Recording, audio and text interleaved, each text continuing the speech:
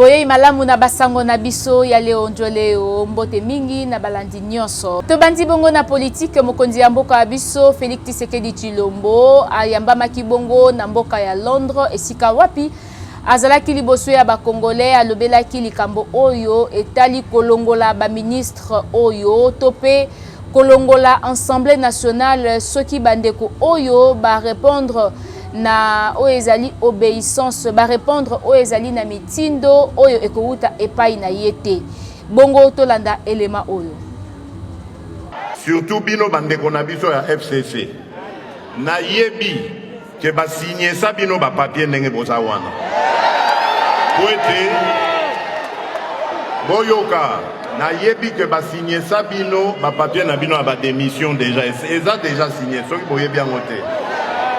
Mais na lobi awa toye kosalela mboka awa tozali famille esengeli to simbana to kende elongo et jusqu'à maintenant na koki kokosa te na mona ata ministre moko te kobanda na ye moko premier ministre tina ministre asuka oyo atelemela mokano na ngai wana yango wana na lobi oyo akolanda mibeko na ngata préféré na ndo ya famille politique na ye kombo na ye Bikou soki azali ministre oyo ngai na nomaki kombo na ye Bikou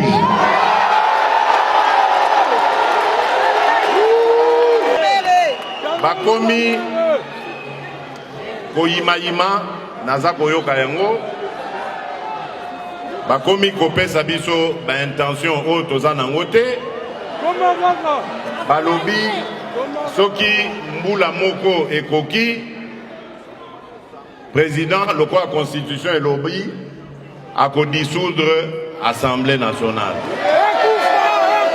menga na lobi soki na dissoudre Assemblée nationale ça veut dire que crise ekoti na mboka. Donc, na koki ko dissoudre l'Assemblée nationale tant que crise est alité.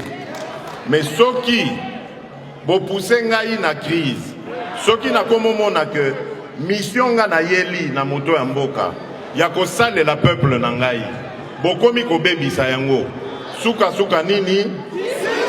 Qui bo pousser ngai na crise, ce qui na komomo na que mission nga na yeli na moto ya mboka. Yako sale la peuple na ngai bokomi ko bebisa yango suka nini voilà totikali kaka na politique mokonzi Assemblée nationale Janine Mabunda azangaki te akokaki te kokanga monoko na ye na o etalaki discours ya mokonzi ya mboka o esalamaki na mboka ya Londres bongo ye alekaki bongo liboso ya bapandi sango national na bapandi sango international ayebaki ko expliquer likambo oyo nini elobi na kati ya constitution sur l'article 148 et a rappelé dissolution ya Assemblée nationale et sala makakaka tango oyo kokoso ya makasi ekoti na Assemblée nationale ce qui ezali bongo te esengelaka bongo mokonzi ya mboka avandisa premier ministre avandisa président ya Assemblée nationale na président ya Sénat bongo tolanda ba explication oyo na Léon Njoleo. Alors vous avez probablement fait référence au propos du président de la République lorsqu'il était à l'extérieur du pays à Londres. Moi, j'ai le privilège, de par ma fonction, de ne pas avoir besoin d'attendre qu'il soit à l'extérieur pour parler de certains sujets. Et donc, lundi 13, nous avons eu, comme le veulent les pratiques institutionnelles en République démocratique du Congo, nous avons eu un long entretien de 2h30 avec le président de la République, le président Félix Tshisekedi. J'étais accompagné de mon collègue du Sénat, le président Tamboué, et nous avons eu pendant 2h30 un très long entretien et nous avons fait un tour d'horizon complet sur les sujets qui sont des points d'alerte, sur les sujets qui peuvent mettre le citoyen congolais mal à l'aise, sur les sujets qui peuvent diviser ou qui ne peuvent pas faciliter la cohésion nationale. Aussi bien la dissolution que les sujets sur les provinces, que l'évaluation de certains textes de loi, que les réformes institutionnelles. Et donc ce fut un entretien vérité.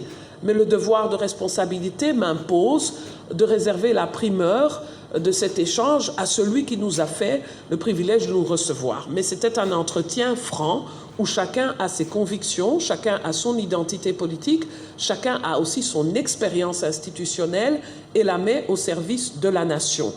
S'agissant donc de ce sujet sur la dissolution, mon collègue du Sénat et moi-même, nous lui avons rappelé la ratio legis de l'article 148. Il ne faut pas jeter des articles de la Constitution en pâture à des incompréhensions ou des malentendus. L'article 148 parle bien de dissolution de l'Assemblée nationale, mais dans des cas précis. Il y a des conditionnalités.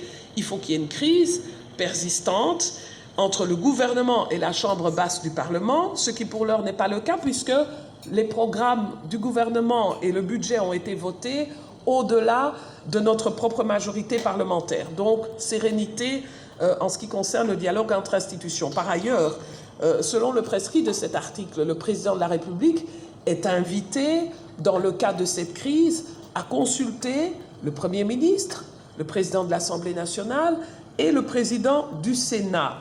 Et avant toute décision, faute de quoi, en fait, on serait dans une violation de texte. Et la violation de texte est régie, en fait, par l'article 165 de la Constitution, qui dit que toute personne qui méconnaît notre loi fondamentale peut être exposée au cas de haute trahison pour violation intentionnelle de la Constitution. Je ne cite que les articles, je ne prends pas position, mais il me semble important de rappeler à tous que n'est pas juriste qui veut, et donc nous devons être très prudents par rapport à nos opinions publiques, par rapport à nos citoyens du monde rural, quand nous, à Kinshasa, nous traitons ou nous évoquons des textes constitutionnels. C'est pour ça d'ailleurs que le droit prévoit qu'il y ait une spécialité, et nous avons ici en RDC des grands professeurs de droit constitutionnel. Je leur laisse parler de la Constitution mieux que moi, qui en toute humilité ai reçu ce texte avec les 80 millions de Congolais. J'y souscris, j'y obéis et je me laisse soumettre par ces textes. Kolongwa na université ya Kinshasa, tokiti bongo na Oezali, université facultaire de sciences de l'information et de la communication, et sikawa pitomoni ba étudiants babimaki mokolo ya lundi ko revendiquer topé ko réclamer likambo o etali frais académique bangobe batikala ki simate batombokaki parce que Minerval ezali ya komata balobi bongo pe na micro ya Leo Njoleo tokolanda elema oyo.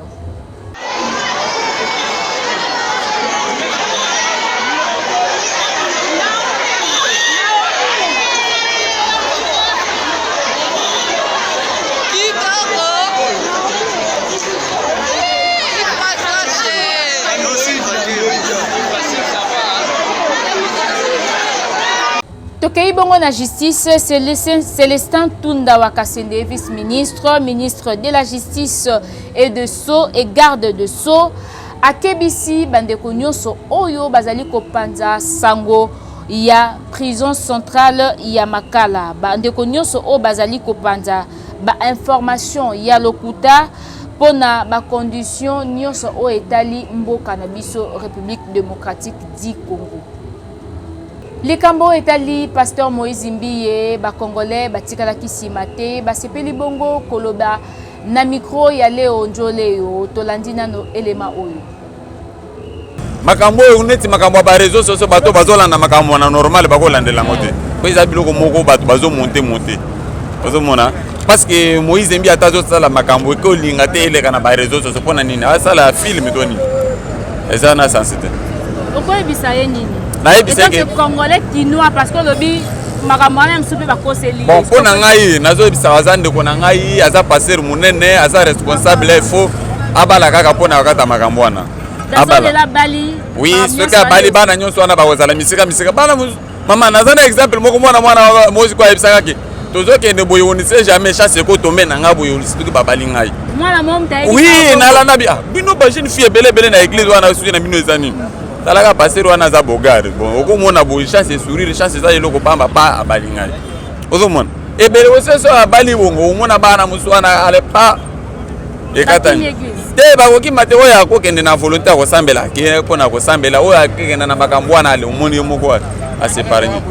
Ok, merci. Mais na ba jeune fille honnête bayaka net na ba église et puis kobimisa makambo net ndeko Eliane abimisi et cause la vraie ndengo lobi et cause la peu faux mais comportement wana pona yo koloba. Bon pona ngai na moni ke likambo wana soki eza ya solo ezala ya solo mais soki eza ya lukuta mwana wana batinda sala makambo ya bongo mutu wana za musala nzamba komema lisumu munene fo ezala ya solo oui ça va mais soki eza solo te vraiment mwana wana eza mabe soki eza ya solo bon baza na justice juste osala musala na ye mais soki eza ya lukuta mais mwana wana ayebi te soki ekosukela ndeni maye koningana pamba te sans que vraiment basimba on bien eloko ezala na kati peut-être jeune fille wana vraiment aza na raison po nini vraiment pasteur mobimba zokamba église ya munene lokola Moïse aza na mboni nini ekopekisa ya bala te nzambe na yebi te ozo comprendre jamais vraiment okokamba vraiment église munene lokola ye wana ça que osala na mwasi comment ça fait-il okopesa pe ba marier conseil na kati ya église okopesa ba conseil ya ndeni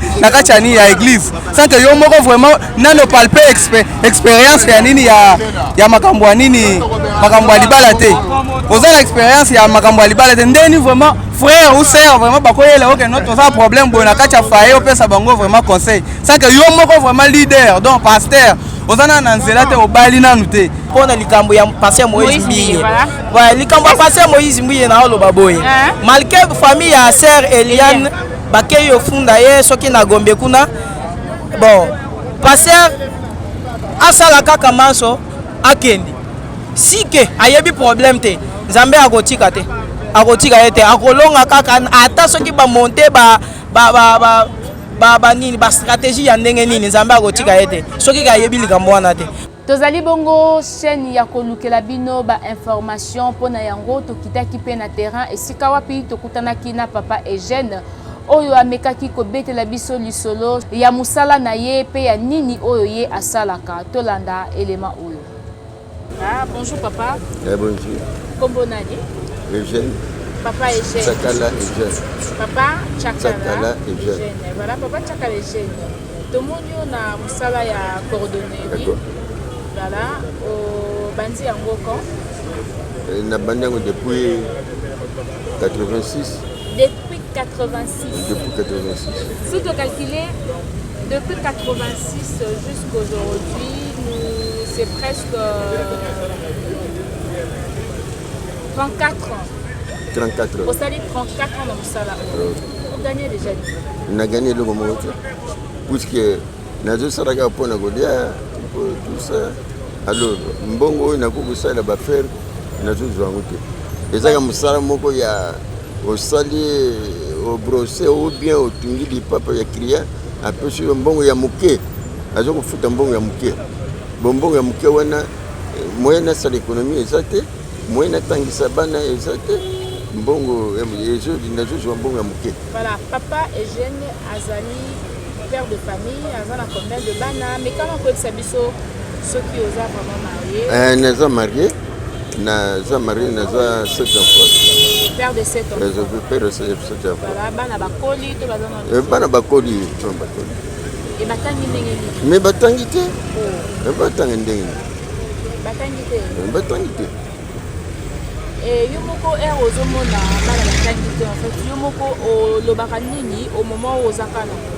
Na tango ya émission to tango ya interview na papa Eugène o amekaki kobetela biso lisolo ya mosala na ye pe vie privée na ye bongo moko abino Rebecca Bilendo o azali journaliste ya Léon Joleo azalaki bongo victime ya kimoyibi oyo esalami epai ya mwana ya 10 ans ye aza bongo mineur tolandana no élément oyo epi tokozonga nsima.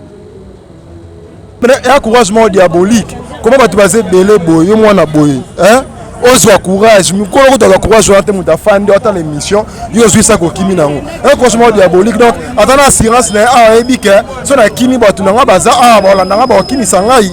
bila bango kata basi bango lero kende so batuni yo ko beloko te za calme za kimia za poser et ba technique ayebe sa vanda kai pesa dans la kai mambu nyonso ça la conscient dans ayebi nyonso siko bato ba kadra bango basa bango au cas to ba kangi yo to ba bomi yo ko lo ba te za timide za inconscient mais ça va conscient mambu to ayebi ke na yibi bato batindinga ayebi bato batindinga za tokomi na suka ya basango na biso soki bosepelaki na oyo ezali basango ya leo njoleo bolemba te kopartage mpe kosabone na chaîne oyo totindi bino mpe botinda bato mosusu basabone mpona mokolo ya lelo ezalaki ngai Rebecca Bilendo na présentation napesi bino matondo mingi na équipe mobimba ya leo njoleo merci au revoir.